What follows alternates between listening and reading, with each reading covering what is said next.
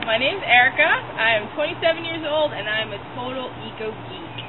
Ever since I was a little kid, I always loved animals, and I thought naturally if you love animals, then you become a veterinarian.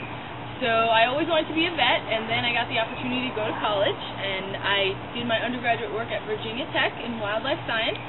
And the first course that I ever took at Virginia Tech was called the Principles of Fish and Wildlife Management. And that opened up my eyes to a whole host of career opportunities that I just never even knew were possible. I just thought if you love animals, you become a vet, and that's all you do, or you work at a zoo. But there are all kinds of people, conservation biologists and park rangers and wildlife managers who do all kinds of stuff related to animals and wildlife and helping to save the environment.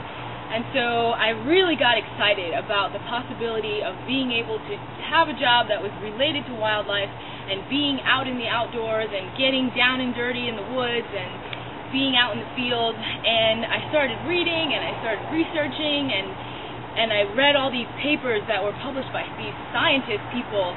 So after I finished my undergraduate degree, I worked for a while, and then I decided that it was time to go to grad school, and I started my research program, and now here I am doing this research stuff that these scientists do, and now I'm a scientist myself.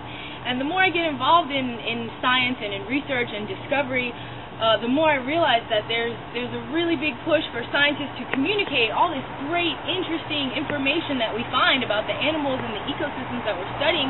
And we publish books about it, and we go to scientific conferences and talk to each other about it. But there's not enough of us explaining that information and sharing it with everyone else who's not a scientist. And that's really important, because at the end of the day, other people like you and me and everyone else are the people who make decisions about wildlife and conservation. We pay taxes, we vote for elected officials, and we donate money to organizations that we feel are worthwhile.